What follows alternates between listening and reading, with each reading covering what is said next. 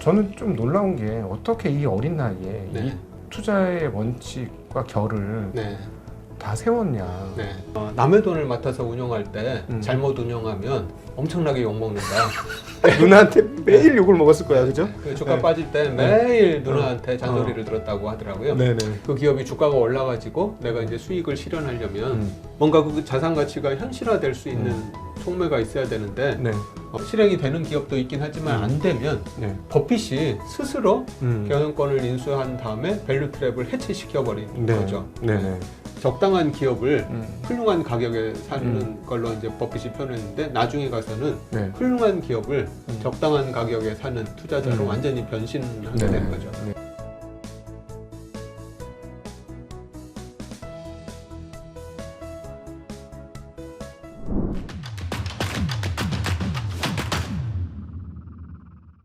안녕하십니까. 증시학도의 TV 시청자 여러분, 투자자 여러분 반갑습니다. 네, 정말 오랜만에 개인적으로 제가 존경하는 우리 자산운용업계 선배님 이현투자자문의 박성진 대표님 오셨습니다.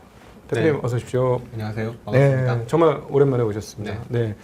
뭐 사적인 얘기긴 하지만 작년도 운용하면서 상당히 고전하셨는데 올해 다 돌려받으셨다는 네. 소문이 들려요. 네. 네. 작년이 이제 시장이 네. 종목장이라고 뭐하고 하여튼 이제 특정 섹터 위주로 네. 주가가 많이 올라가지고요. 네. 작년에 이제 저희가 좀 시장 대비해서 네. 상당히 좀 부진한 성과를 네. 거뒀었는데요. 네. 올해는 이제 뭐 작년보다는 뭐 네. 좀 좋은 것 같습니다. 우리 작년보다 좋았다는 건 제가 작년 수익률을 알고 있기 때문에 시장보다도 올해 훨씬 좋으시네요. 그러면 그렇죠. 올해는 네. 뭐 시장보다는 많이 좋긴 많이 한데. 좋죠. 네. 네. 하여튼 작년에 저희가 시장 대비 좀 많이 네. 부진해서. 근데 네. 작년 올해 합산하면 시장 대비 좋아지시는 거네요, 이제. 뭐 그렇죠. 네, 우리 오늘 얘기 나눈 워렌 버핏도 항상 하는 얘기가 나는 다우존스 지수보다 10%만 더 하면 좋겠다. 네. 네. 그런 얘기를 했는데 네. 우리 박 대표님은 어떠십니까? 저는 워런 버핏을 공부하면 공부할수록 네. 버핏을 쫓아가는 거는 포기해야 되겠다. 버핏은 정말 이렇게 감히 범접할 수 없는 존재구나 이런 걸 많이 느끼고 있어요. 저도 나이를 먹고 어렸을 때 버핏을 공부했을 때와 뭐 조금 더 눈을 뜨고 또 그리고 나이를 먹어가면서 버핏을 읽을 때 더 그런 걸 느끼게 되는 것 같아요. 이 사람 인간계가 아니구나. 네. 네. 어떻게 저렇게 살 수 있지? 하여튼 이제 버핏이 이제 저 멀리서 네. 저희들한테 이제 가르침을 주고 뭐 이제 궁극적으로 가야 될 방향을 제시해 주기는 네. 하지만 예. 이제 버핏을 넘어서는 거는 네. 정말 이게 쉽진 않구나. 예. 한편으로는 좀 하여튼 가야 될 길을 비춰주는 희망이기도 하면서 네. 좀 좌절도 함께 주는 뭐 예. 그런 분이 아닌가. 네. 오늘은 버핏을 가장 잘할 수 있는 글이 서한이 있습니다. 그거를 오늘 중심으로 대화를 나누려고 하는데요. 바로 버핏 투자조합 서한이에요. 버핏 파트너십 레터인데요. 이게 뭐냐면은 버핏이 버크셔 해서웨이라고 우리가 알고 있는데 버크셔 해서웨이 이전에 순수 개인 투자 어렸을 때부터 시작했던 뭐 열 몇 살부터 했던 개인 투자에서부터 약간의 제도권으로 진입을 하게 되는 거죠. 그래서 자기 돈 외에 다른 사람 돈까지 운용을 했던 첫 번째 네. 그 시즌이 있어요. 약 11년간의 시즌이 있는데 네. 그때 그 함께 투자 조합을 시작했던 사람들에게 쓴 글이라서 운용을 어떻게 했는지에 대해서 아주 상세하게 적혀 있고 저희 같은 자산을 운용하는 사람들 입장에서는 최고의 교과서 중에 하나다라고 표현할 수 있는 그런 그 편지 글입니다. 근데 안타깝게도 시중에 팔진 않아요. 대신에 인터넷에서 찾아보면 나오긴 하죠. 서점에서 판매하지는 않지만 네.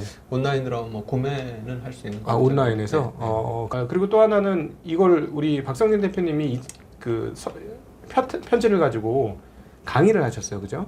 강의가 온라인 어디에 개설되어 있죠? 버핏 클럽?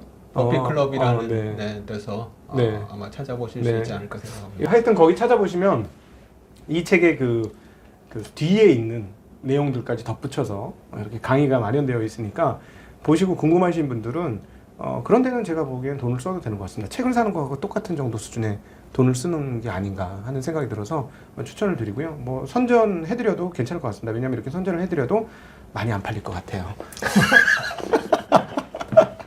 네, 근데 어쨌든 이게 이 책을 제가 보면서 그 다른 책에 비해서 그리고 또 그 버크셔의 주주 서원하고는 또 다른 차원 네. 이런 게 많이 네, 느껴지고 네. 그 어떤 투자의 원칙들이 버핏의 투자의 원칙들이 잘 나와 있는데 네. 저는 굉장히 쇼크를 먹은 게 주주 서한이 처음 시작됐던 게 그 50년대 후반이었다라는 사실이 네. 너무 충격적입니다. 네. 버핏이 네. 1930년생이잖아요. 네. 이걸 시작하기 전에 거의 자기 나름의 투자 철학이 일정 수준 정립이 되어서 네. 시작을 한 거 아니에요. 네. 그리고 사전에 돈을 좀 버는 거고 네. 자기 친인척도 다 네. 돈을 벌어준 거고 네. 약한 27만 달러인가로 네. 처음에 시작하는 거로 아는데 네. 네. 저는 좀 놀라운 게 어떻게 이 어린 나이에 네. 이 투자의 원칙과 결을 네. 다 세웠냐. 네. 좀 일찍 투자를 한 거라고 봐야 되겠죠. 네, 맞습니다. 그래서 이제 버핏의 이 투자조합 서한을 읽으려면 네. 이제 방금 얘기하셨던 것처럼 버핏이 30년생인데 네. 1930년생인데 투자조합을 58년에 만들었거든요. 네. 그러니까 이제 28살에 투자조합을 음. 만든 거죠. 네. 굉장히 우리나라로 보면 어떻게 대학 졸업하자마자 어. 투자조합을 만들면 이제 그런 셈이 되는 거죠. 이미 돈은 상당히 벌었고 네. 개인적인 네. 자산은 벌었는데 네. 이제 그게 이제 확신이 들자. 그러니까 네. 꽤 오랜 기간 계속 투자에 성공을 하게 되자 투자의 네. 원칙이 정해지자 다른 사람 돈을 맡기 시작한 거예요. 네. 그래서 이제 이 투자조합 서한을 읽으려면 네. 사실은 그 전에 버핏이 어떻게 성장을 해왔고 어떤 준비가 돼 있는지를 이제 먼저 아는 게 필요할 것 같은데요. 네. 사실은 버핏은 이제 27살에 투자조합을 만들었다는 것뿐만 아니라 네. 이제 굉장히 놀랍잖아요. 근데 네. 이제 그게 이제 버핏의 과거를 보면 사실 그렇게 놀랍지가 않게 될 수가 있는데요. 네. 사실 이제 버핏이 처음 투자를 시작했던 게 네. 1942년에 그러니까 이제 12살이죠. 네. 12살에 누나 돈하고 본인 돈을 합해가지고 네. 그 시티즈 서비스라는 주식을 산 게 이제 네. 버핏이 처음으로 주식을 샀던 거거든요. 네. 이게 이제 뭐 굉장히 잘 알려진 사실이긴 한데 네. 버핏이 그 주식을 38.25달러에 샀는데 사고 나서 금방 주가가 계속 빠지더니 27달러까지 빠졌어요. 네. 그러니까 30% 주가가 빠진 거죠. 그래서 이제 뭐 굉장히 고통을 받고 있다가 이제 주가가 이제 바닥에서 40불까지 올라오니까 네. 본전해보겠다 생각해가지고 팔았는데 네. 금 팔았죠. 네. 그 주식이 200달러까지 갔거든요. 네. 이제 팔고 나서도 5배가 더 오른 아, 거죠. 아. 그래서 이제 거기에서 버핏이 굉장히 큰 교훈을 얻었다고 하는데 네. 이제 하나는 원금에 지나치게 집착하는 건 굉장히 네. 그 잘못된 투자가 네. 될 수 있다. 예, 예. 원금에 집착하지 말라. 네. 그다음에 또 하나가 남의 돈을 맡아서 운용할 때 잘못 운용하면 엄청나게 욕 먹는다. 누나한테 매일 욕을 먹었을 거야, 그죠? 그 주가 네. 빠질 때 매일 누나한테 잔소리를 들었다고 하더라고요. 네네. 그래서 이제 이 투자조합 서한에도 나오지만 이 버핏 투자조합을 만들 때 그래서 그냥 아무나의 돈을 받은 게 아니라 네. 정말 자기를 확실히 믿을 수 있는 사람의 돈만 받으려고 노력을 하거든요. 네. 이제 그 어린 시절의 기억이 이렇게 굉장히 많이 남아 있었던 것 같고요. 근데 버핏이 이제 그렇게 주식 투자만 했던 게 아니라 어렸을 때부터 정말 남하고는 굉장히 다른 그런 행동들을 보였는데 네. 어렸을 때부터 장사하고 사업하는 쪽도 굉장히 많이 했었어요. 네. 껌도 팔고 네. 코카콜라도 팔고 네. 그리고 또 신문 배달도 하고 네. 농장도 인수를 했거든요. 네. 예, 그 신문 배달하고 껌 팔아서 모은 돈으로 농장도 인수해서 네. 하여튼 소장농한테 이제 소자금 맡기고 이제 네. 본인은 농장주가 되고 그 다음에 이제 핀볼 기계 사업이라고 네, 이발소에다가 넣었죠. 네, 이발소에다 핀볼 기계 해가지고 거기서도 이제 또 굉장히 동네에 있는 모든 이발소에는 핀볼 기계를 집어넣었으니까 예. 그걸로도 이제 굉장히 크게 돈을 벌고 그래서 이제 자료에 의하면 그런 사업들을 해가지고 네. 고등학교 졸업 직전에 네. 5,000달러 정도를 모았다고 하는데요. 그 돈이 이제 지금 가치로 하면 인플레이션을 감안하면 1억 원이 넘어가는 네. 그런 돈이라고 합니다. 고등학생이 1억 원을 버는 거예요. 네, 네. 그래서 야. 이제 주식 투자뿐만 아니라 그런 사업에도 굉장히 많은 관심이 있었고 이제 네. 그 말은 다른 말로 하면 돈을 벌고 싶은 욕구가 굉장히 강했다는 거죠. 결국 그러면 출생 시기하고 뗄래야 뗄 수 없네요. 결국 네. 29년도 대공황하고 네, 네, 맞습니다. 그게 34년, 5년, 6년까지 겪는 불경기를 몸소 어렸을 때 체험하면서 네. 부모님이 어렵게 사는 것 때문에 맞습니다. 네. 엄청난 결핍으로 인한 네. 이런 그 어떤 욕구들이 일어났다. 네, 맞습니다. 그리고 이제 또 버핏이 책 읽는 거를 굉장히 좋아했는데 네. 버핏이 뭐 굉장히 좋아했던 책이라고 이제 알려진 책이 한 가지가 이제 $1,000를 버는 1000가지 방법. 이 책을 뭐 엄청나게 좋아했다고 해요. 네. 하여튼 돈을 벌고 싶은 욕망이 굉장히 강했다는 걸 알 수가 있고요. 그리고 이제 뭐 카네기 인간관계론 뭐 이 책도 굉장히 좋아했고 그리고 이제 고등학교 대학교 다니면서 도서관에서 투자에 관련된 책은 뭐 남김없이 네. 다 찾아서 읽었다고 합니다. 네. 근데 이제 저희 나라도 사실은 한 30년 전, 20년 전, 30년 전만 하더라도 서점에 가면은 그 차트 책이 대부분이었었거든요. 네, 증권 관련 책은 차트 책이 대부분이었죠. 네. 네. 근데 이제 미국도 아마 그랬던 것 같은데요. 버핏이 그 당시에 이제 도서관에 있는 책들을 다 찾아 읽었는데 그 당시만 하더라도 대부분의 책들이 차트 책이었었던 것 같습니다. 네네. 근데 이제 버핏이 그 대학을 마칠 무렵에 현명한 투자자라는 책이 출간이 됐거든요. 네. 현명한 투자자 초판이 1949년에 출간이 됐는데 네. 버핏이 이제 대학을 졸업한 게 1950년이니까 그 대학 졸업한 즈음에 현명한 투자자가 나왔었는데 그걸 읽고 나서 버핏이 신의 계시를 보는 것 같았다. 네. 라고 그동안 읽었던 책하고는 이제 비교할 수 없는 그런 책이 현명한 투자자였었던 네. 거죠. 그리고 나서 이제 마침 버핏이 이제 대학원을 원래는 하버드를 들어가려고 하다가 떨어져가지고 어디를 갈까 고민하다가 이 현명한 투자자를 쓴 저자가 있는 컬럼비아 대학을 알게 되고 이제 컬럼비아 대학에 들어가서 버핏의 스승인 그레이엄을 만나게 네. 되거든요. 네. 네, 그러면서 이제 버핏의 정말 가치 투자자로서의 그 재능이 이제 완벽하게 이제 발휘되는 계기가 되는데요. 네. 이제 그렇게 하고 나서 대학원에 들어가서 그레이엄한테 배웠는데 사실은 버핏은 그 대학원에 들어가기 전부터 네. 이미 그 벤자민 그레이엄의 현명한 투자자뿐만 아니라 증권 무석을 달달달달 다 외운 상태에서 네. 들어가가지고 사실 이제 대학원에서 이제 그레이엄 그 도두한테 네. 그 증권 무석 수업을 받았는데 책 내용을 도두보다도 더 잘 아는 저자보다도. 네, 그런 상태로 이제 받았다고 합니다. 네. 하여튼 이제 그렇게 이제 뭐 거의 유일하게 A 플러스를 맞고 졸업한 사람이 이제 버핏이라고 하니까요. 네네. 하여튼 이제 대단한 상태로 졸업을 하게 됐고요. 졸업하고 나서 이제 그 벤자민 그레이엄이 투자 회사를 운영을 하고 있었는데 이제 그 네. 투자 회사에 들어가고 싶었는데 네. 벤자민 그레이엄이 이제 여러 사정에 의해서 이제 투자 회사로 받아두지는 않았는데 그리고 나서 이제 한 3, 4년 후에 이제 결국 그레이엄이 버핏을 받아주게 됐어요. 네. 이제 그래서 이제 벤자민 그레이엄 투자 회사에 들어가서 버핏이 근무를 하게 됐는데 버핏이 혼자 날라다녔. 그렇죠. 네. 그렇군요. 자, 여기서 그러면 우리 이제 한국에 있는 부모님들한테 할 말이 생기네요.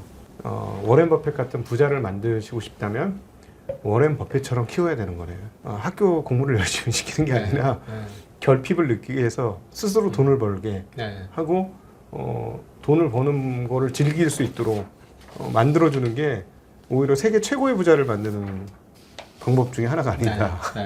하여튼 버핏은 뭘로 인해서 이제 그렇게 그 투자랑 부자가 되고 싶다는 그런 강한 욕망을 갖게 됐는지는 하여튼 뭐 자세하게는 모르겠지만 이제 그런 욕망 때문에 이제 스스로 이제 본인을 다독거리지 않았을까 생각을 하고요. 아버지가 증권 브로커하다 좀 망하지 않으셨어요?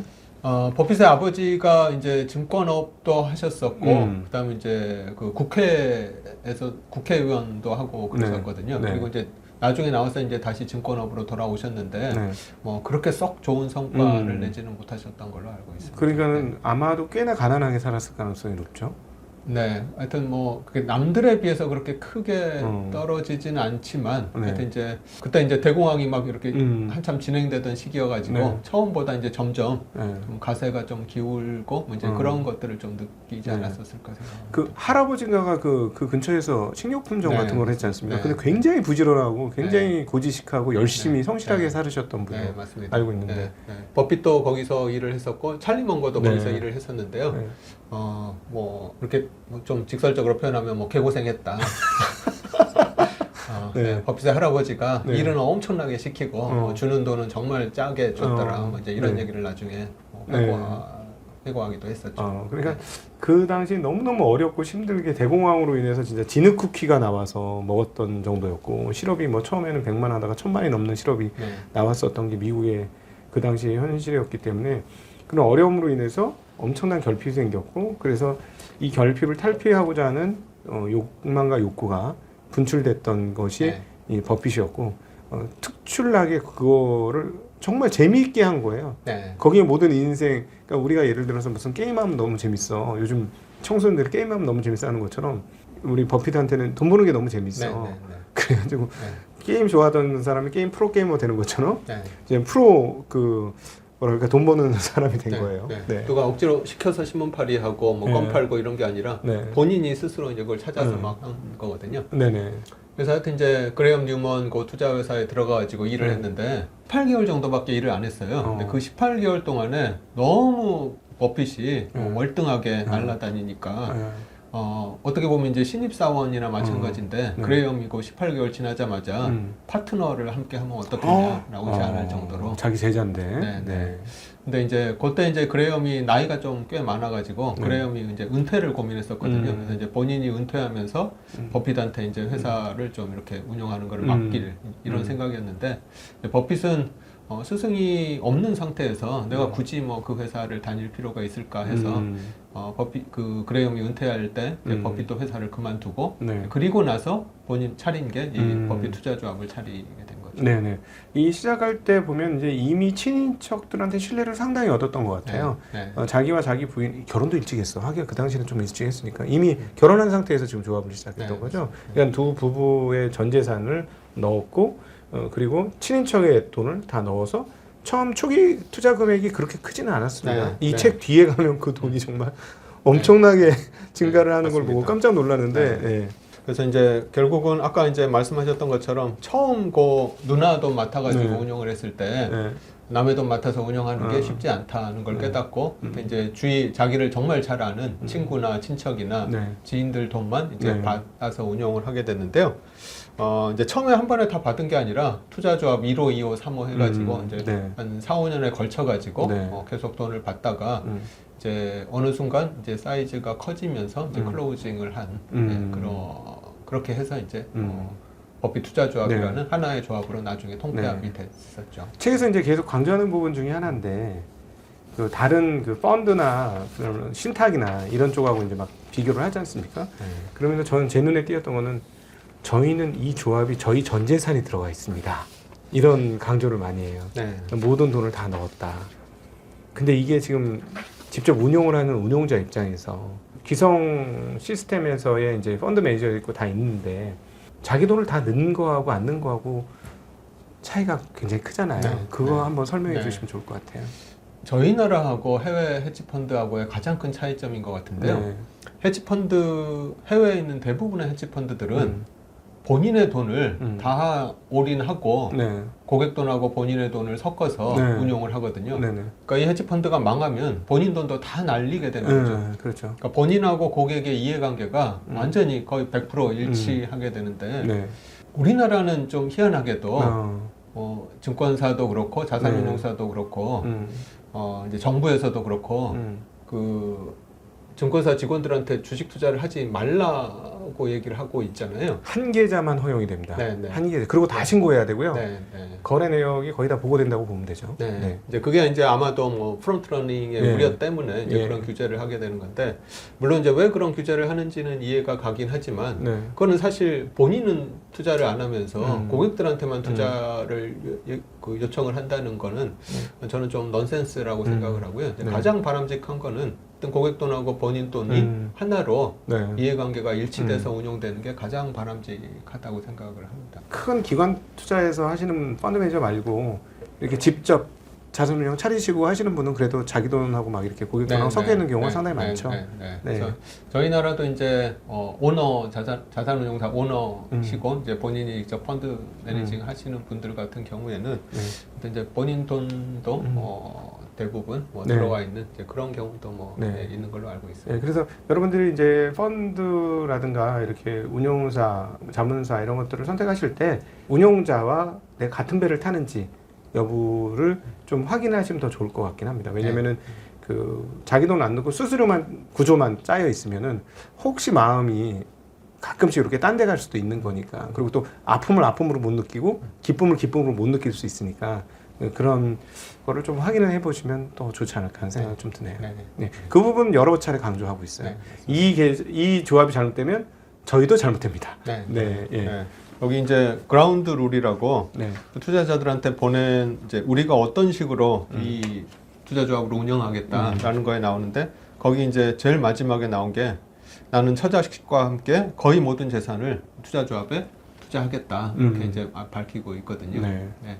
이해관계가 완전히 일치하는 거죠. 결국 그래서 그런 자세 때문에 나중에 이혼 당한 거 아니겠어요? 이혼 당한 것도 아니고 좀 버림받았지 와이프한테.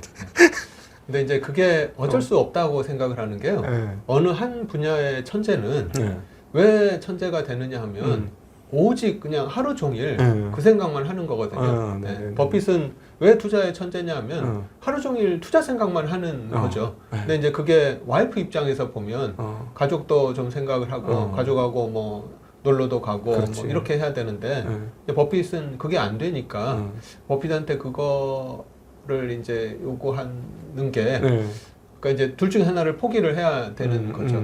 최고의 뭐 투자자가 되는 거를 포기를 하든지 해야 되는데 버핏은 뭐 투자 자체가 너무 좋고 그걸로 이제 태어난 사람이니까 이제 버핏한테 좀 다른 거를 기대하는 거는 버핏의 일화 중에 이제 와이프가 아파가지고 오바이트가 나올 것 같으니까 이제 버핏한테 좀 받아낼 수 있는 그런 그릇을 좀 갖다 달라 그랬더니 채바지를 이렇게 양손에 담아가지고 왔더라. 그래서 와이프가 그걸 보고 나서 아, 이 사람은 정말 안 되겠구나. 뭐 이렇게 했다는 뭐 그런 일화도 있습니다. 네.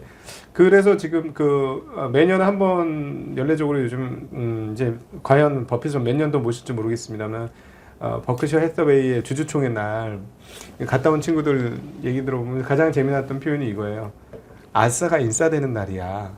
버핏이 원래 인간 세상에서는 아싸, 그러니까 아웃사이더였는데 그날은 자기가 최중심에 있는 날이라서 너무 행복해한다는 거예요.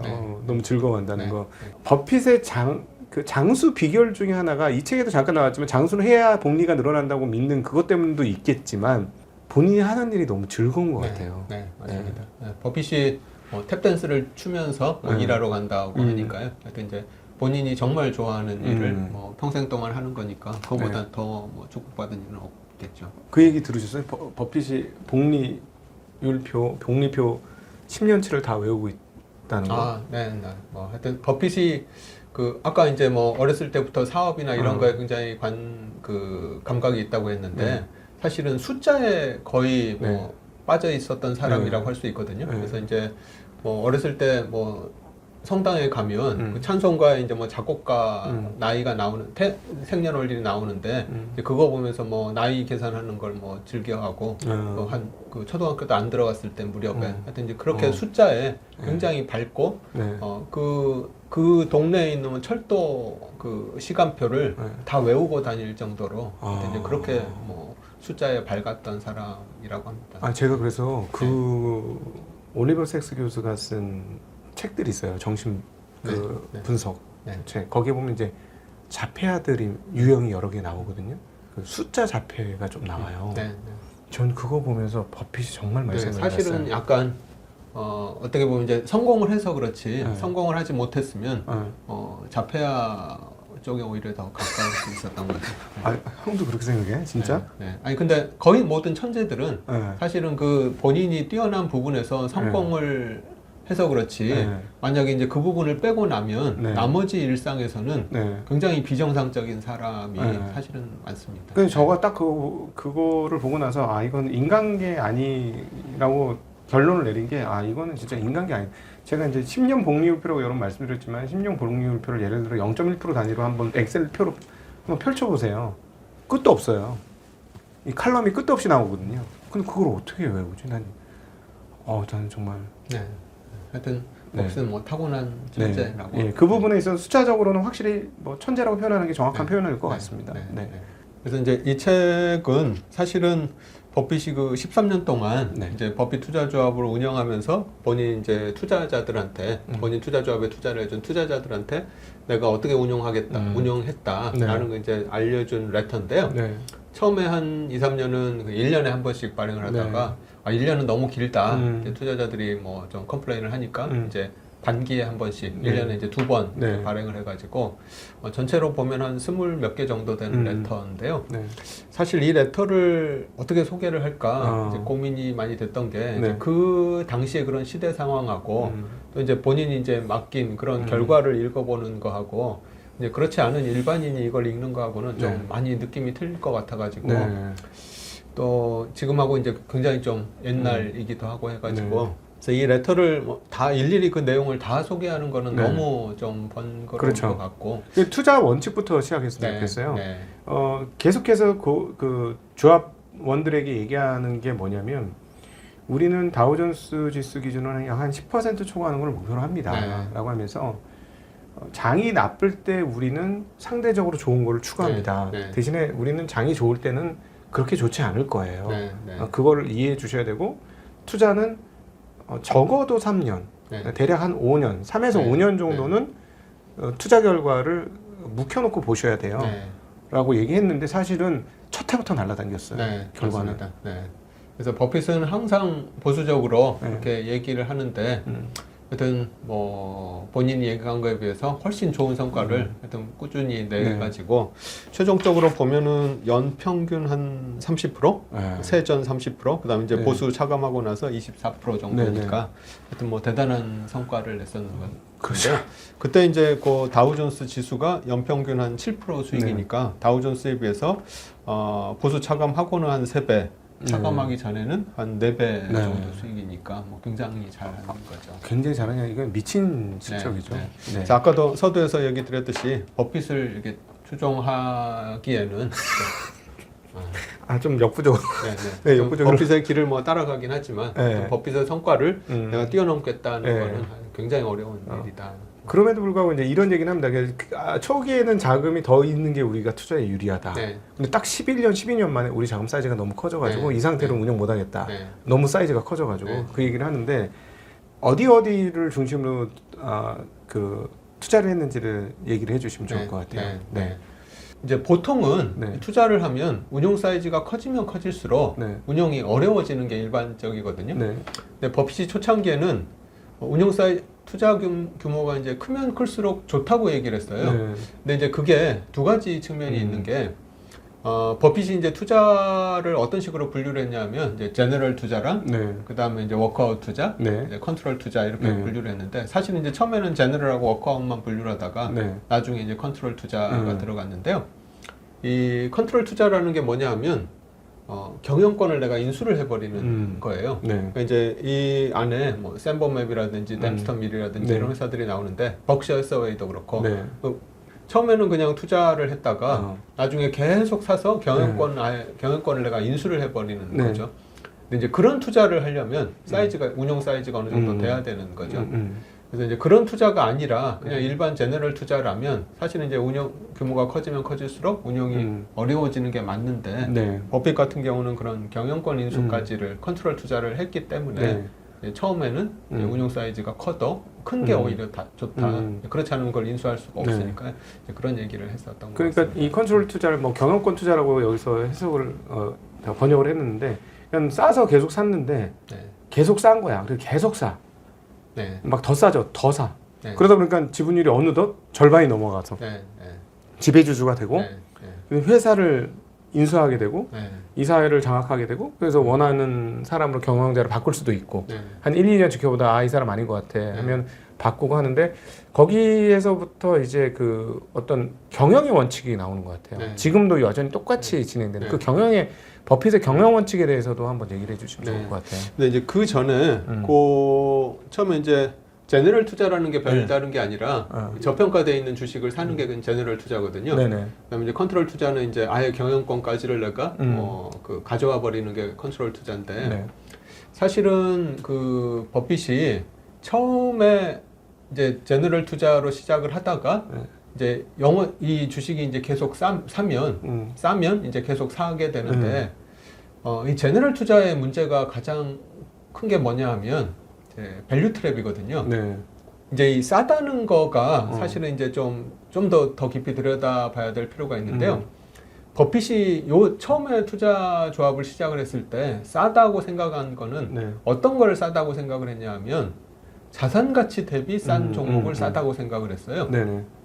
그러니까 이제 그게 버핏이 이 투자 조합을 차리기 전에 사실 이제 그레엄 밑에서 일을 했다고 그랬잖아요. 네. 그레엄이 투자를 했던 게 크게 두 가지 투자를 했는데 하나가 이제 저평가되어 있는 종목, 네. 넷넷 투자라고 하죠.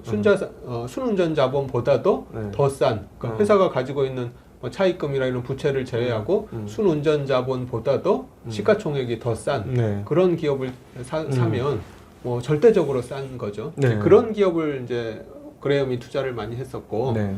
그다음에 버핏도 처음에 투자할 때는 이제 그런 기업을 싸다고 생각을 했는데요. 네. 지금 전에도 제가 나와서 잠깐 뭐 함께 얘기를 네. 나눴었던 것 같은데 대한민국에는 그런 기업이 널려 있거든요. 네. 네. 버핏이 과거 50년, 60년대에 투자하던 그런 넷넷 기업들이 지금 네. 널려 있는 상황인데요. 저도 이 책 보면서 아 우리나라는 아직 미국의 50년대 정도 수준의 자본시장 문화구나라는 걸 느꼈어요. 네. 네. 근데 이제 문제는 버핏이 활동하던 시기에도 그런 넷넷 기업들이 그렇게 싼 기업들이 네.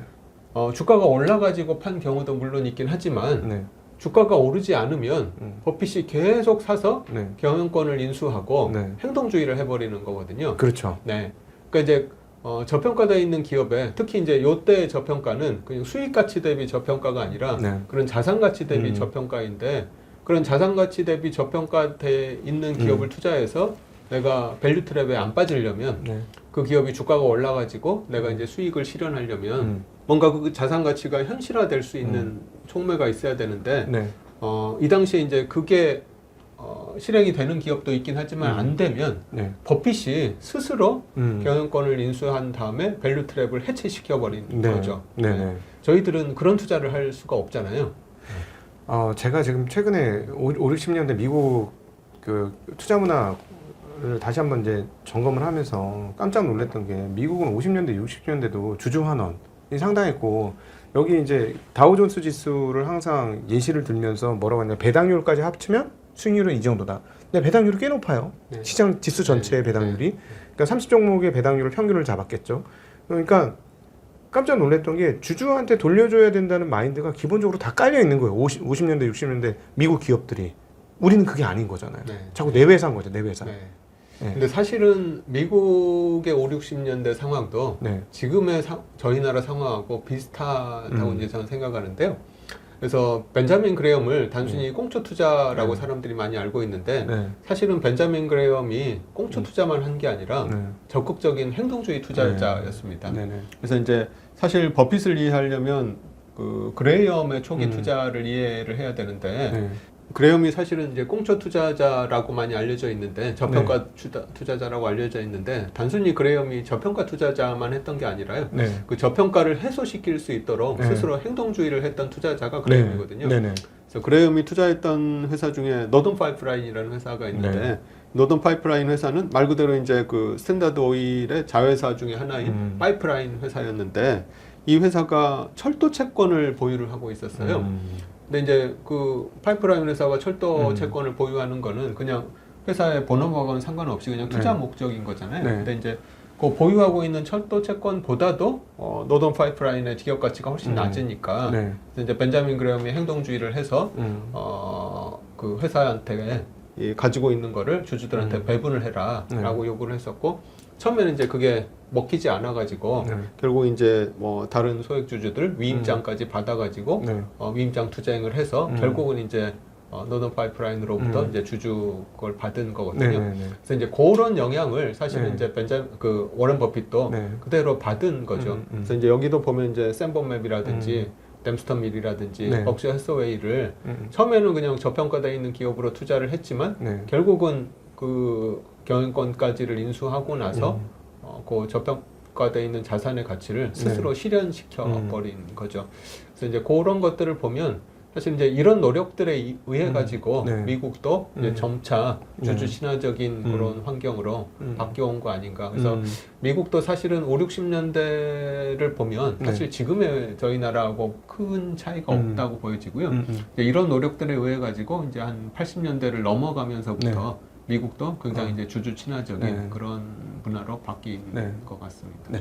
근데 그러면 왜 한국에서는 그런 주주 행동주의가 잘 안 일어날까요? 지금까지가 좀 힘들었었는데요.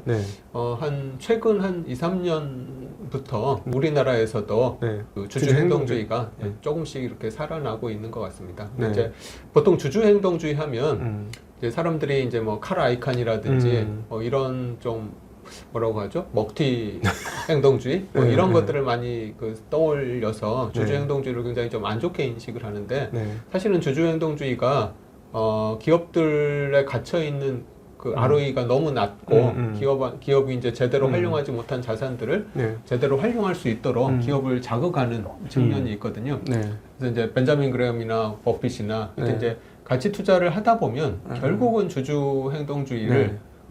관심을 갖고 할 수밖에 없는 이유가 네. 너무나 저평가되어 있는 그런 아까 넷넷 기업들이 한국에 널려 있다고 했잖아요. 네. 근데 그런 기업들이 이렇게 널려 있는 이유가 예. 그 자산들이 활용되지 못하고 ROE가 너무 낮은 상태로 기업이 계속 방치돼 있으니까 네네. 그거를 그냥 기업이 스스로 알아서 네. ROE를 개선시키도록 하는 거는 너무나 요원한 일이라서 네. 그걸 이제 결국은 주주들이 외부에서 그 ROE를 높일 수 있도록 네. 압력을 넣는 게 주주 행동주의니까요. 근데 최근에 우리나라에서도 한 3, 4년 전부터 주주 행동주의가 계속 활성화되고 있고 조금씩 성과도 나오는 것 같습니다. 근데 그렇게 그 주주행동주의가 성공을 하면 대주주 지분이 일단은 50% 근처 넘거나 근처에 가 있지 않아야 네. 주주행동주의가 성공할 가능성이 있잖아요. 그러니까 네. 우리가 행동하는 사람들이 몇 명이 모여가지고 그걸 샀을 때 네. 뭐 50% 이상을 취득을 해야 이사회를 다 바꾸고 경영자도 다 바꾸고 그다음에 저 회사의 뭐 자산 구조도 다 바꾸고 이게 되는데 한국은 그걸 알아서 그런지 네. 시가총액을 낮게 유지하면서 50% 이상을 유지하는 대주들이 너무 많은 것 같아요. 네. 네. 그리고 또 하나는 아예 사모펀드가 경영권 프리미엄을 2배, 3배씩 주고 회사를 인수해가지고 하는 네. 행동주의가 있죠. 네. 근데 그거는 행동주의, 뭐 버핏이나 그레이엄이 얘기하는 행동주의하고는 조금 경향성이 좀 다른 것 같거든요. 걔네들이 리모델링해서 더 비싸게 팔려 먹으려고 하는 거니까. 여기에 대해서 좀 얘기해 주실 분이 있을 것 같아요.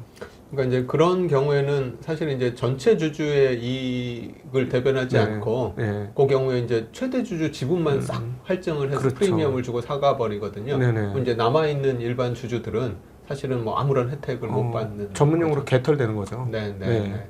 그래서 이제 그거는 이제 저희들 일반 주주 입장에서 보면 그렇게 썩 바람직하지 못한 네. 이제 그런 자본이라고 네. 보여지고요. 미국 같은 경우는 일론 머스크가 그 트위터 인수하면서 소액주주들 거 몽땅 다 사줬거든요. 네. 본인 돈으로 샀습니다. 예. 네. 그러니까요. 테슬라 돈이 아니고. 네. 근데 우리는 개인 주주들은 다 버리고 경영권만 쏙 빼가고 네. 이랬는데 그리고 그러면 50% 넘는 50%또 넘거나 50% 근처에 대주주 지분이 있는 쪽은 행동주의가 먹혀들기 좀 힘들다고 봐야 할까요? 사실 이제 그 대주주 지분이 워낙 막강한 데는 네. 사실은 좀 쉽진 않은 측면이 있는데요. 네. 근데 이제 그런 경우라 하더라도 네. 이사들이 결국 이제 그 이사회가 있는 거잖아요. 네. 근데 이사회가 이제 정상적으로 작동을 하면 아무리 최대 주주 지분이 네. 높더라도 네. 사실은 이사회가 제대로 의사결정만 한다고 하면 그렇게 독단적으로 할 수는 없거든요. 근데 네. 지금은 이제 이사회가 이제 전체 주주의 이익을 뭐 좀 고려해서 네. 의사결정을 내리기보다는 네. 최대 주주의 이익만을 고려해서 이사회가 네. 어떻게 보면 이제 이사회가 최대 주주의 그냥 거수기 역할만 하는 거죠. 예. 그래서 이제 그 부분을 이제 네. 바꾸기 위해서 최근에 많이 일반 주주들이 네. 요구하고 있는 게 상법 개정안에 네. 이사가 회사를 위해서뿐만 아니라 일반 주주의 이익, 전체 주주의 이익을 위해서 그 이사회가 활동을 해야 된다라는 이제 이런 문구를 좀 넣으려고 네. 노력하고 있는 게 이제 그런 이유 중에 하나인 네. 것 같습니다. 만약 그거 상법 개정 같은 게 성공을 한다면 아까 한국에 넷넷 기업이 널려 있다라고 표현했는데 네. 그 넷넷 기업들은 상당히 많이 없어지겠죠. 네. 네. 하여튼 이제 그거는 뭐 예를 들면 갖고 있는 현금이 네.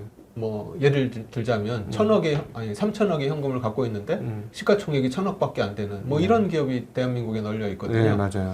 네. 이거는 뭐 도저히 말이 안 되는 상황인데 그렇게 되는 이유가 그 3천억이 아무리 있어도 그 3천억이 제대로 활용이 안 된다고 보고 있고 네. ROE가 이제 극히 낮은 거죠. 그렇죠. 은행에다 그냥 예금하는 것보다 못한 ROE니까 그래서 이제 그 제대로 활용되지도 못할 뿐더러 하여튼 이거를 뭐 이제 제대로 활용하기 위해서 그러면 이제 본인들이 활용을 못하면 네. 주주들한테 뭐 배당을 배당이나 준다거나 뭐 네. 자사주 소각으로 소각이나 한다던가 뭐 이런 식으로 네. 분배가 돼야 되는데 이제 네. 그런 것도 안 하고 결국 이제 나중에 그거를 뭐 최대 주주가 네. 혼자서 어떻게 하지 않을까 이제 이런 우려 때문에 그렇게 그렇지. 되는 거죠. 예를 들어서 뭐 회사가 뭐 돈을 조금 뭐 극단적인 예를 위해서 1년에 10억씩 버는데 대주주는 뭐 3억짜리 차 타고 회사 이름으로 아파트 수십억짜리 살고 그건 아닌 거잖아요. 네. 그죠? 네. 회사 전체 발전을 위해서 그렇게 하면 안 되는 거잖아요. 네. 그죠? 자원을 효율적으로 배치를 해서 더 좋은 그 투자한 자원에 대해서 리턴을 많이 받도록 네. 노력하는 게 당연히 경영자의 몫이고 네. 또 대주주는 그렇게 경영자가 움직이도록 이사회의 사람들을 감시자로 두는 거고 이게 원래 네. 주식회사의 제대로 된 구조인 거잖아요. 네. 벤자민 그레엄도 그랬었고 버핏도 그랬고 처음에 이제 그 저평가된 주식 투자라는 게 그냥 단순히 저평가돼 있는 기업을 사서 그냥 막연하게 저평가가 해소될 때까지 그냥 무작정 기다리는 투자자는 아니었었던 거고요. 본인이 스스로 행동주의를 해서 저평가를 해소시키는 이제 그런 역할까지 했었다. 근데 이제 버핏도 이제 처음에는 벤자민 그레엄처럼 이제 그런 투자를 했었거든요. 뭐 샘버맵도 그렇고 댐스터밀도 그렇고 이제 그런 투자를 했었는데 댐스터밀 투자를 하면서 버핏이 굉장히 큰 곤혹을 치릅니다. 댐스터밀도 이제 뭐 너무나 저평가돼 있어가지고 버핏이 투자를 했는데 그 저평가를 해소하기 위해 가지고 최고 경영자를 바꾸면서 구조조정을 하거든요. 그래서 이제 인력도 구조조정을 하고 나중에 가서는 이제 공장도 매각을 해서 현금화를 하려고 이렇게 시도를 하다가 그 공장이 위치하고 있는 그 마을 사람들한테 엄청난 그 공장만 이게 다 쏙 빼먹고 도망가는 이제 이런 사람으로 취급을 받고 굉장히 그 마을에서 분노하고 뭐 이런 일들이 일어나가지고요.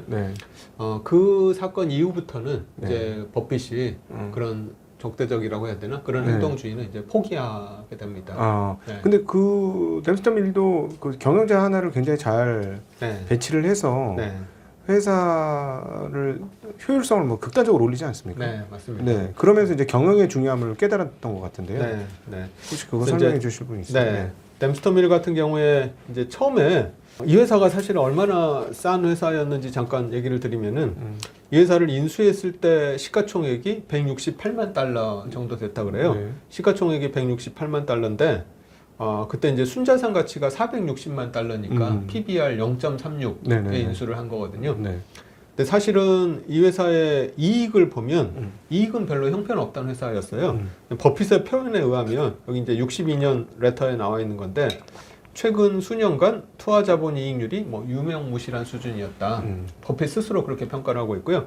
63년에도 지난 10년간 이 사업은 매출이 정체됐고 재고자산 회전율도 굉장히 낮고 투하자본 이익률이 사실상 제로에 가까운 회사였다. 그러니까 수익 가치는 뭐 거의 없는 회사였던 거죠. 돈을 못 벌고 있는 거였죠. 그럼에도 불구하고 이제 자산 가치가 너무 좋아서 이제 투자를 했던 건데 이걸 이제 그레엄도 그렇고 버핏도 그렇고 꽁초 투자라고 했었고 그때 저평가라고 하는 거는 이제 이런 상황을 저평가라고 했던 거죠. 그 수익 가치에 비해서 저평가가 아니라 순수하게 이제 자산 가치 대비 저평가돼 있던 건데요.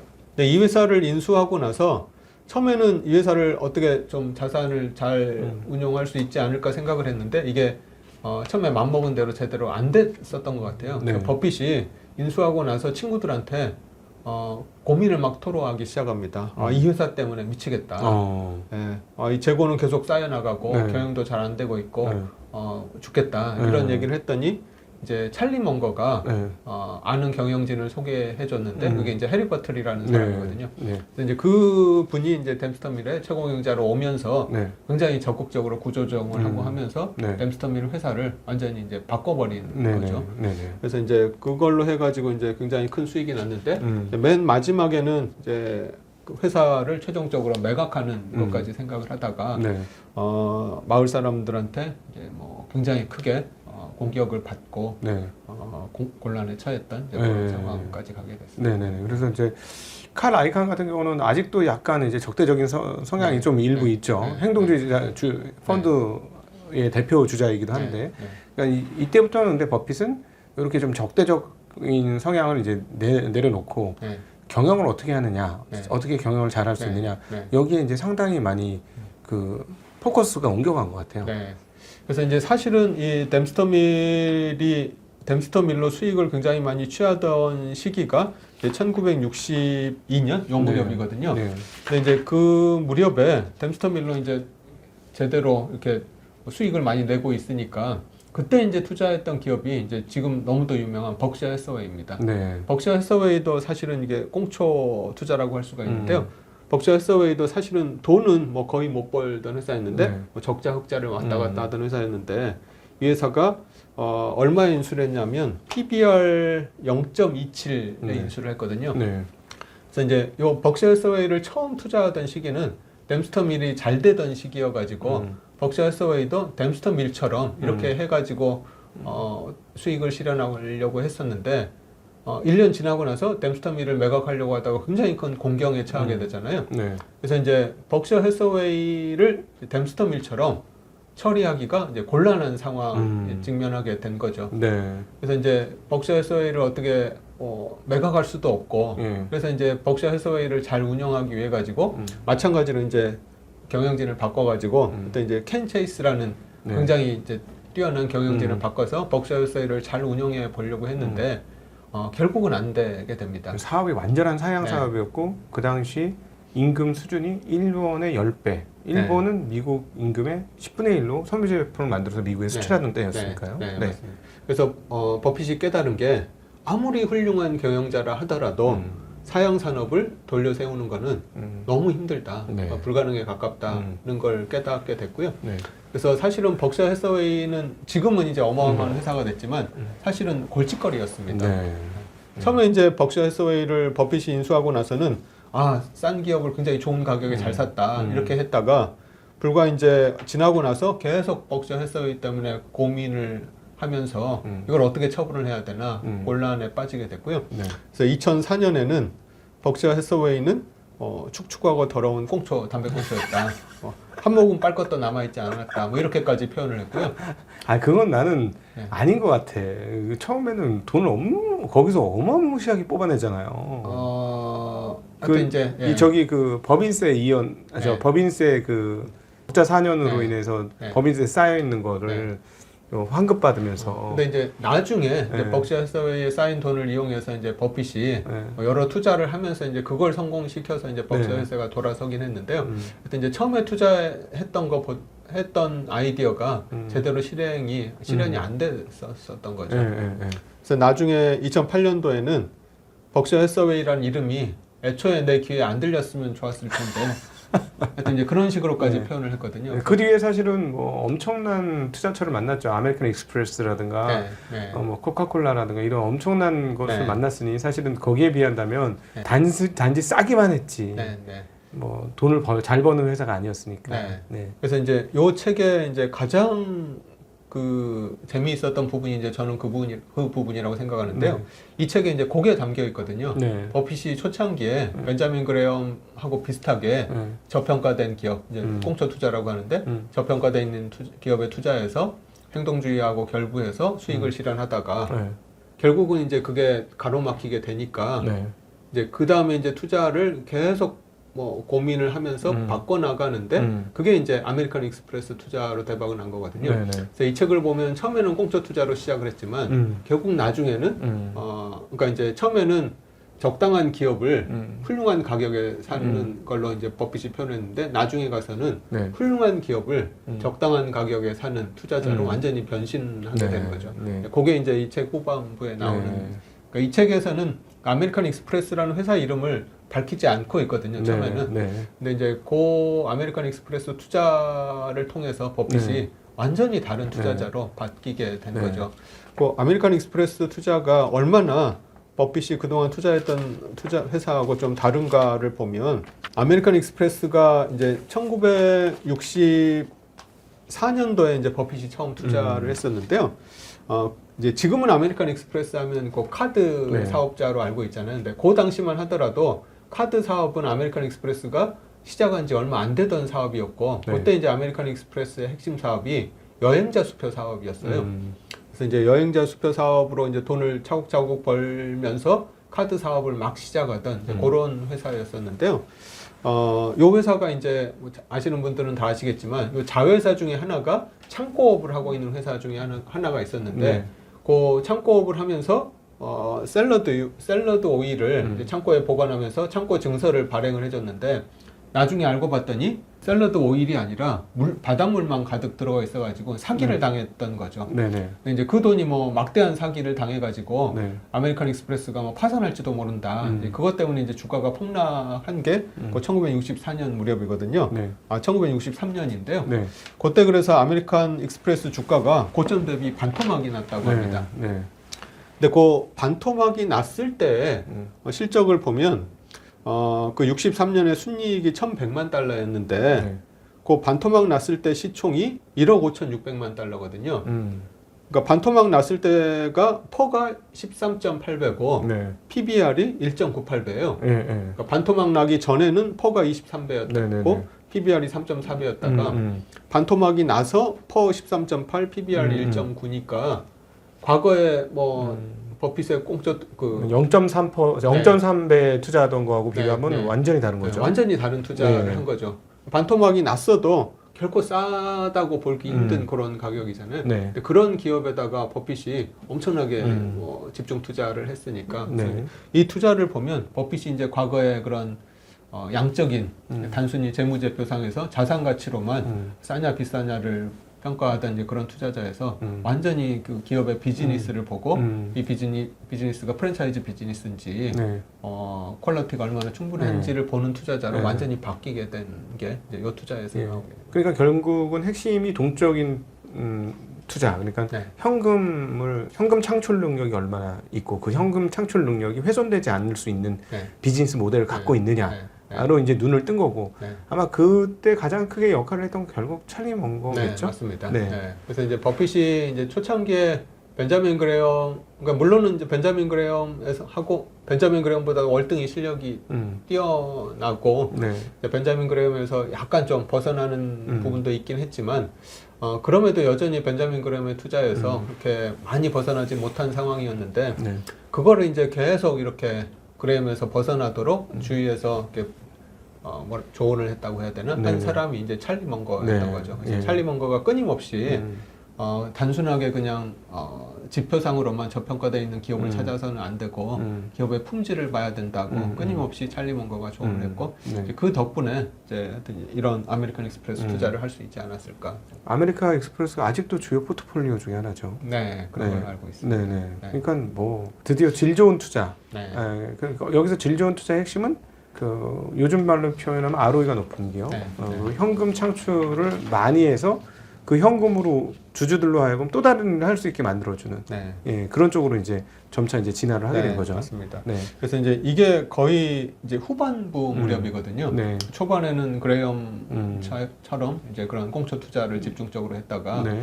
이제 그 아메리칸 익스프레스를 아까 투자했던 게 1964년에 투자했다고 말씀드렸잖아요. 네. 버핏이 투자 조합을 접은 게 69년에 접었으니까 이제 거의 마지막 한 5년 전에 이제 투자를 하게 된 거죠. 그래서 네. 초중반부는 이제 공적 투자를 계속 하다가 그 네. 마지막 후반부에 들어서 이제 완전히 투자가 바뀐 건데 사실 이제 그 마지막 2064, 5, 6년 요 무렵이 굉장히 시장이 좀 힘든 그런 시기였었거든요. 네. 근데도 이제 버핏이 시장을 이길 수 있었던 게 네. 요 아메리칸 익스프레스 한 종목으로 대박이 나가지고 어. 시장을 이길 수 있는. 아. 그래서 이제 초반부는 이제 워렌 버핏이 그레엄에 비해서는 집중 투자를 하긴 했지만 네. 여전히 분산 투자자였었거든요. 네. 그래서 이 버핏이 이제 그 그라운드 룰이라고 하는 데서 밝힌 거에 따르면 충분한 안전 마진을 확보하고 분산 투자를 통해서 영구적 원금 손실 위험을 확실히 최소화하도록 노력할 것입니다. 라고 네. 스스로 밝히고 있어요. 처음에는. 네. 네. 근데 이제 나중에 가서 이 그라운드 룰에 새로운 원칙을 하나 더 추가했거든요. 네. 근데 그 추가한 내용이 우리는 대부분의 투자회사보다 훨씬 적게 분산 투자한다. 우리가 조사한 사실과 추론이 오를 확률이 지극히 높으면 우리는 한 종목에다가 순자산의 40%까지 투자할 수 있다라고 네. 이제 그라운드 룰을 수정을 하게 되는데 야, 조합이나 펀드를 하는 게 한 종목에 40% 투자한다는 건 진짜 네. 잘못 걸리면 그냥 망하는 거잖아요. 네. 근데 이렇게 바꾸게 된 게 결국은 아메리칸 익스프레스 투자로 인해서 이 룰이 바뀌게 된 거죠. 그래서 네. 버핏도 이제 처음 버핏 투자 조합을 시작했을 때 하고 버핏 투자 조합을 이제 마무리 짓는 후반부에는 완전히 다른 투자자로 이제 네. 바뀐 거죠. 네. 그리고 마지막 이게 이제 그 이 조합이 끝나고 나서 벅시어를 하면서 활용 정전이 된 거는 결국 시즈켄지 얘기를 안 할 수가 없는 거예요. 네, 맞습니다. 그 회사는 좀 비싸게 샀어요. 네. 예. 그래서 그 이제 버핏이 이제 완전히 바뀌게 된 게 네. 이제 바뀌게 된 계기가 네. 이제 아메리칸 익스프레스라고 보여지고 이제 네. 그 이후에 그 아메리칸 익스프레스 투자를 계속 이제 꼭 그렇지는 않았지만 하여튼 아메리칸 익스프레스류의 투자를 계속 이어가게 되는데 그게 이제 버핏 투자조합을 이제 접고 나서 처음 했던 게 시즈 캔디라는 회사를 인수한 거거든요. 네. 근데 이제 그때 시즈 캔디를 인수한 게 퍼 한 12배 정도의 인수를 한 거니까 이제 과거 버핏에 비하면 12배면 뭐 아주 비싸지는 않지만 하여튼 네. 이제 과거 버핏에 비하면 굉장히 좀 꽤 높은 네. 비용을 주고 인수를 한 거고요. 그 다음에 이제 더 백미는 이제 사람들이 많이 알고 있는 코카콜라 투자인데요. 네. 코카콜라 투자가 버핏이 이제 언제 투자를 했냐면 그 1987년에 미국에 블랙 먼데이가 있었는데 네. 그 블랙 먼데이로 주가가 폭락했을 때 네. 버핏이 이제 코카콜라를 투자를 했는데요. 네. 그때 코카콜라를 어떤 밸류에이션에 투자를 했냐면 퍼 17배 투자를 했어요. PBR 2배. 네. 네. 그러니까 이게 이제 블랙 먼데이로 주가가 폭락했을 때 투자한 건데 네. 폭락했을 때 퍼가 17배니까 이거는 뭐 전혀 싸다고 그렇죠. 보이지 않는데 네. 거기다가 이제 버핏이 엄청난 돈을 집어넣은 거죠. 네. 그래서 아메리칸 익스프레스, 시즈 캔디, 코카콜라 이렇게 하면서 버핏이 완전히 네. 이제 퀄리티 투자자로 네. 바뀌게 된 것 같습니다. 그 원래 그 본인의 회사 경영도 그렇고 그다음 댐스터밀의 그 해리 CEO에 대해서도 그렇고 비용이 극단적으로 적게 들어가면서 네. 현금 창출 능력이 유지되는 회사. 네. 네. 이거를 너무 좋아하고 네. 사실은 그 일정 그 아메리칸 익스프레스 이후부터는 그런 투자의 반복이 아니었나. 끊임없이 그런 투자의 반복. 네. 버핏은. 네. 그러니까 이제 그럴 수밖에 없다고 생각을 하는 게 네. 처음에 이제 버핏이 그 꽁초 투자를 했을 때는 단순한 꽁초 투자가 아니라 본인이 스스로 최대 지분을 확보한 다음에 네. 회사를 구조조정하고 매각해서 수익을 실현하는 투자를 했잖아요. 네. 근데 이제 아메리칸 익스프레스라든지 또 코카콜라 같은 경우는 본인이 최대 주주까지 지분을 확보할 그렇죠. 수는 없거든요. 너무 큰 대형 회사였죠. 네, 네. 그래서 본인이 물론 많은 지분을 가지고는 있긴 하지만 최대 주주는 아니고 네. 또 이제 그런 기업들을 아까도 이제 댐스터밀을 그렇게 하려고 하다가 마을 주민들의 엄청난 극심한 반발에 직면해가지고 굉장히 곤란을 겪었다고 했잖아요. 네. 내가 그렇게 회사를 구조조정하고 자산을 팔아서 내 수익을 실현할 수 없다면 네. 결국은 기업이 계속 성장을 해서 그 기업의 수익을 내가 공유하는 것 말고는 기업에서 빠져나올 방법이 없는 거죠. 네네네. 그래서 이제 기업 그 아까 이제 밸류 트랩이 가치 투자자들이 그냥 싼 기업에만 투자를 했을 때 가장 네. 큰 위험이 네. 밸류 트랩에 빠지는 거거든요. 네네. 싸다고 생각을 했는데 그 싼 자산을 네. 이렇게 이익 실현할 방법이 없는 거죠. 네네. 그래서 꼼짝 못하게 묶여 있는 건데 사실은 이제 벅셔 해서웨이도 버핏이 밸류 트랩에 빠진 그런 네. 상황인 건데요. 그래서 이제 밸류 트랩에 빠지지 않으려면 결국은 기업이 계속 성장하면서 이익이 커나가는 수밖에 없고 그래서 이제 버핏이 그런 프랜차이즈 기업을 찾았던 거고요.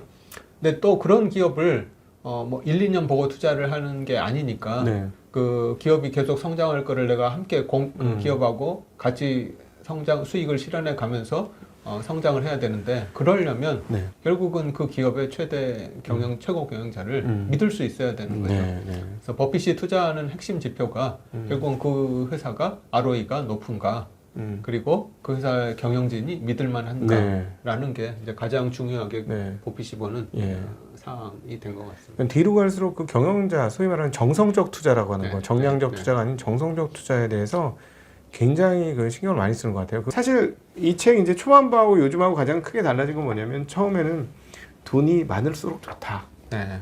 회사를 통으로 인수할 수 있으니까 네. 이런 개념이었다가 이제는 우리는 너무 돈이 커져서 초기와 같은 수익률을 낼 수는 없습니다. 네. 로 입장이 바뀐 거예요. 네. 그죠? 이제 그런 부분도 있고요.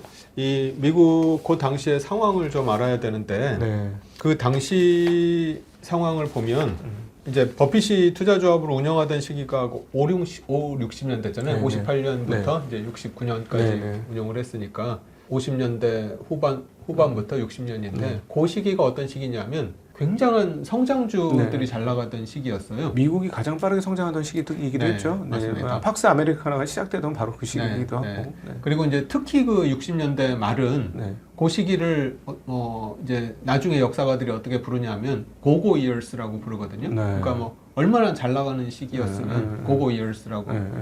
그래서 이제 그 당시에 이제 뭐 유행하던 펀드가 고고 펀드였어요. 네. 그리고 이제 그 펀드를 운용했던 대표적인 굉장히 잘 나가던 펀드가 피델리티 캐피털 펀드가 네. 굉장히 잘 나갔었는데요. 사실 이제 버핏이 그때 이제 굉장히 투자를 잘하긴 했지만 네. 버핏이 지금처럼 그렇게 유명한 사람은 아니었어요. 그렇겠죠. 사실은 버핏은 지역구 스타였거든요. 그렇죠. 동네 네. 시골 동네에서 투자 네. 정말 네. 한가락 하는 사람이었죠. 그 오마에서 뭐 잘 나갔던 오마에서 유명한 투자자, 그래서 그냥 지역구 스타 정도 됐었고 그때 전국구 스타가 따로 있었습니다. 그때 이제 전국구 스타가 누구냐면 제리 차이라는 사람인데요. 네. 이 사람이 이제 그 피델리티의 캐피털 펀드를 운용하던 사람이 예. 제리 차이라는 사람이거든요. 이 사람이 그 피델리티 캐피털 펀드를 운용하고 나중에 이제 본인 회사 맨해튼 펀드를 만드는데 맨해튼 펀드를 만들고 해산하기까지의 그 기간이 네. 워렌 버핏이 버핏 투자조합을 운영하던 기간하고 거의 같습니다. 버핏이 56년부터 네. 69년까지 운영했는데 이 제리 차이가 57년부터 68년까지 네. 펀드 매니징을 했었거든요. 그래서 버핏하고 굉장히 비슷한 시기에 했는데 그때 이제 하여튼 전국적으로 잘 나가던 사람이 요 제리 차이였는데 네네. 이 사람이 투자했던 종목이 그때 뭐였냐면 폴라로이드, 제록스. 네. 어떤 느낌인지 아시겠죠? 네. 70년대 니프티 50에 네. 들어가는 네. 종목들이네요. 어떻게 보면 지금의 엔비디아, 네. 뭐 테슬라 뭐 네. 이런 종목들이었던 거죠. 지금으로 네. 치면은. 근데 이제 그런 종목들에다가 몰빵을 하는 스타일이어가지고 엄청난 수익을 냈었죠. 네네. 그래서 이제 사실 이제 버핏이라는 사람은 몰라도 이 제리 차이라는 사람은 모든 사람들이 다 알아서 네. 제리 차이가 좀 의견 대립이 생겨가지고 혼자 피델리티에 나와서 이제 맨해튼 펀드를 만들 때 네. 막 돈이 물밀듯이 이렇게 쏟아져 들어왔다고 합니다. 네네. 그렇게 이제 잘 나갔던 사람인데요. 근데 이제 그런 상황에서 버핏은 이제 이런 기업에 투자를 하지 않으면서도 이제 그런 놀라운 수익을 냈다는 게 굉장히 네. 좀 놀랐고요. 네. 그다음에 이제 버핏이 마지막에 이제 해산을 하게 되는데 그 해산을 하게 된 계기가 네. 운용 자산이 굉장히 커지고 또 이제 아까 말씀하셨듯이 이제 그 부인하고의 그런 가족 간의 관계 뭐 이런 것도 있고 가정에 좀 충실해야 되겠다 이런 생각도 있고 근데 이제 또 결정적인 이유가 뭐냐면 투자할 만한 기업이 눈에 보이지 않았다는 게 가장 큰 이유거든요. 네. 그러니까 워낙 시장이 잘 나가고 계속해서 뭐 50년대부터 60년대까지 계속 시장이 성장하다 보니까 싼 기업을 찾는 게 너무 힘들어진 그런 상황이 와서 그래서 이제 뭐 펀드를 이렇게 중단을 하고 이제 해산을 하게 됐는데요. 근데 이제 그런 측면만 봐도 제리 차이라는 사람하고 비교가 되는데 제리 차이는 어떻게 해산을 했냐면 본인 지분을 최고 고가에 다른 펀드에다가 떠넘기고 이제 본인은 이제 은퇴를 한 거네요, 그냥. 네. 회사를 매각하고 떠나버린 거거든요. 자기 업에서 직에서 은퇴를 한 거네요, 그냥. 그래서 이제 그때가 이제 최고점이어가지고 그 이후에 그 펀드 자산이 뭐 90% 박살이 났다고 하니까. 근데 이제 버핏은 해산을 어떻게 했냐 하면 여기서 다 책에 나와 있지만 버핏이 이제 모든 펀드 그 투자자들한테 가지고 있는 자산을 뭐 지금은 이제 이런 상황이니까 이제 그만해야 되겠다라고 다 돌려주고 나중에 이제 본인이 운영하지 않더라도 그러면 이제 어떻게 이걸 운영하는 게 좋을지까지 친절하게 다 안내를 해주고 파트너들을 다 내보낸 거거든요. 그래서 이제 그런 거를 보면 버핏이 그냥 투자만을 잘한 게 아니라 굉장히 신의 성실을 갖춘 이제 그런 사람이라고 볼 수 있겠죠. 그렇죠. 원칙에 충실하고 경영자를 좋아하는 걸 보면 진짜 경영에 충실한 사람들을 굉장히 좋아하더라고요. 그러면서 이제 해리에 대한 이야기도 열심히 일해서 좋은 성과를 내고 대가를 원하는 저도 그런 스타일이 좋습니다 하고 딱 이렇게 얘기를 하는 게 그러니까 열심히 일해서 좋은 성과를 내되 거기에 대가를 받을 수 있다는 어떤 원칙에 충실한 그런 스타일인 것 같아요. 정말. 근데 전 그 이재범이 되게 부러웠던 게 그 50년대부터 60년대 그 사이에 어쩜 그렇게 한두 해 빼고는 계속 올라요, 시장이. 너무 부럽더라고요. 한국은 박스권이잖아요. 그리고 근데 놀랍게도 지금 지수가 2,700대인데 시가총액은 3,000포인트대 그 고점하고 얼마 차이가 안 납니다. 이거 좀 어떻게 해야 되는 거 아닙니까? 하여튼 이제 지금 특히 이제 젊은 투자자분들이 다 뭐 미국 시장으로 지금 다 빠져나가고 있다고 하는데요. 저도 이제 굉장히 좀 안타까운데 근데 이제 아까도 잠깐 얘기 드렸듯이 사실 이 5, 60년대를 공부를 해보면 네. 그때 미국 시장이 네. 지금하고 지금 우리나라하고 네. 크게 다르지 않은 네. 것 같습니다. 네. 그때도 사실은 그 벤자민 그레엄이랑 버핏이 그런 행동주의를 했다는 얘기는 네. 너무 그 자산이 제대로 활용되지 않고 있었다는 네. 얘기거든요. 그래서 그렇죠. 이제 그 시기가 지금 저희 음. 나라 시기랑 좀 비슷하지 않나 생각이 네. 되고요. 근데 이제 아까도 얘기 드렸듯이 그레엄이나 버핏을 비롯한 이제 그런 사람들의 노력에 네. 의해서 기업들이 계속 바뀌어 나가고 네. 한 80년대 되면서 미국도 이제 완전히 주주진화적인 이제 그런 투자로 바뀌게 네. 되거든요. 그래서 저희 나라도 이제 그런 측면에서 보면 오히려 지금이 저는 기회가 아닌가. 네. 네. 이제 물론 이제 미국은 이미 선진 시장이라서 네. 이제 저희 나라보다 훨씬 좋긴 하지만 어떻게 보면 또 역발상을 하면 이제 지금 저희 나라가 미국의 5, 60년대 수준이니까 오히려 더 이제 발전하면 더 크게 성장할 수도 있지 않을까. 네. 아, 저도 이제 오늘 마지막에 이런 생각이 드네요. 탐방 전화를 걸었을 때 배당 정책을 좀 구조화하시죠. 이 얘기는 꼭 하고 이제 앞으로 전화를 끌어야 되겠다. 여러분들도 혹시 기업 탐방할 때 전화할 때 이렇게 말씀하시면 좋을 것 같아요. 직관적으로 은행 이자보다는 배당 더 줘야 되는 거 아니에요? 위험 투자를 한 거니까. 네. 그런 얘기를 한마디씩 툭툭 던지시면 네. 회사가 분명히 바뀌지 않을까 네. 하는 기대를 하여튼 이제 해봅니다. 저는 그 두 가지 방식으로 주주한테 이렇게 환원을 할 수 있다고 생각을 하는데요. 네. 가장 이제 좋은 거는 결국 기업이 성장하는 거죠. 그렇죠. 기업이 성장해서 계속해서 더 많은 이익을 만들어내는 게 가장 좋은 건데요. 네. 그렇게 하면 성장하는 기간에는 사실은 배당을 그렇게 크게 안 줘도 그렇죠. 어차피 기업의 이익이 성장하면서 맞아요. 주가가 올라가니까 투자해야 되니까 네. 배당할 수 없죠. 네. 네. 근데 이제 어느 정도 성장 단계를 지나고 나면 네. 이제 기업의 성장률이 떨어지고 더 이상 이제 마땅하게 투자할 만한 물론 이제 투자할 것들은 계속 생기긴 하겠지만 네. 투자할 것보다는 자본에 쌓이는 속도가 더 커질 테니까 네. 그때 되면 네. 뭐 배당이라든지 네. 자사주 소각을 네. 훨씬 더 적극적으로 검토를 해야 되지 않을까 네. 생각합니다. 네. 네네. 오늘 워렌 버핏의 아주 초기 투자의 증거죠. 워렌 버핏이 자기 얘기를 직접 하는 거는 주주총회하고 주주서한밖에 없습니다. 그리고 이 초기에 어떻게 투자했는지 어떤 운용자로서의 원론적인 모습이 드러난 책이 바로 이 책이라기보다는 그 편지글이 버핏 파트너십 레터거든요. 그래서 오늘 그거를 중심으로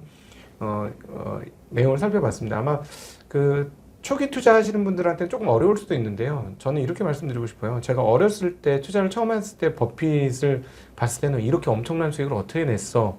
관심이었고 나이를 먹어가면서 그리고 투자의 생활을 조금씩 길게 하면서 시각이 조금씩 달라지는 것 같아요. 마치 종교의 경전을 읽을 때 나이에 따라서 경전의 해석이 달라지는 것처럼 버핏에 대한 생각과 시각 그다음에 해석도 투자를 하는 연수에 따라서 좀 달라지는 것 같아요. 네. 그래서 옛날에는 이런 걸 배워야 되겠다. 근데 지금은 이런 걸 배워야 되겠다. 네. 네, 이런 측면이 있으니까 좀 어렵고 그렇더라도 이렇게 훌륭한 투자자는 우리가 꼭 배워둬야 우리 투자에 도움이 된다는 사실은 너무나 명확합니다. 예, 그러니까 지도죠.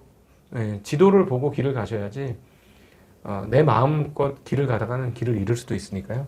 좋은 지도가 있으니까 지도 놓치지 말고 잘 가셨으면 좋겠습니다. 오늘 또 저희들에게 귀한 지도가 되어주신 우리 가이드 이온투자자문의 박선임 대표님께 감사드리고 함께 해주신 모든 분들께도 인사드리겠습니다. 고맙습니다. 네, 감사합니다.